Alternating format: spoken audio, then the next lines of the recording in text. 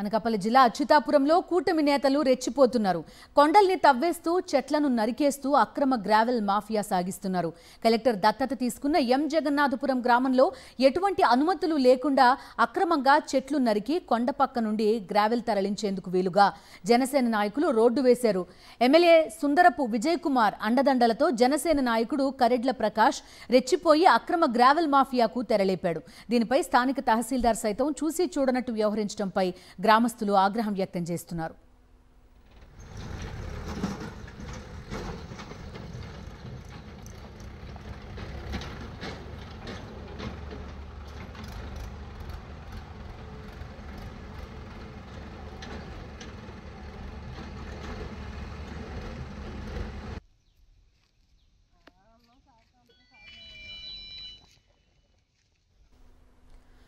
ఇటు మడతూరు గ్రామంలో బోడికొండను కూటమి నాయకులు తవ్వేశారు. ప్రైవేట్ పరిశ్రమకు అక్రమ లేఅవుట్లకు అక్రమ రహదారి నిర్మించేందుకు కొండను తవ్వి సుమారు 2 కిలోమీటర్ల మేర రోడ్డు నిర్మించినట్టు సిపిఎం కన్వీనర్ రొంగలి రాము తెలిపారు. యలమంచిలి నియోజకవర్గాన్ని ఎమ్మెల్యే సుందర్ విజయ్ కుమార్ బారి నుంచి రక్షించాలని, సహజ వనరుల్ని కాపాడాలని రాష్ట్ర ప్రభుత్వాన్ని డిమాండ్ చేశారు రాము.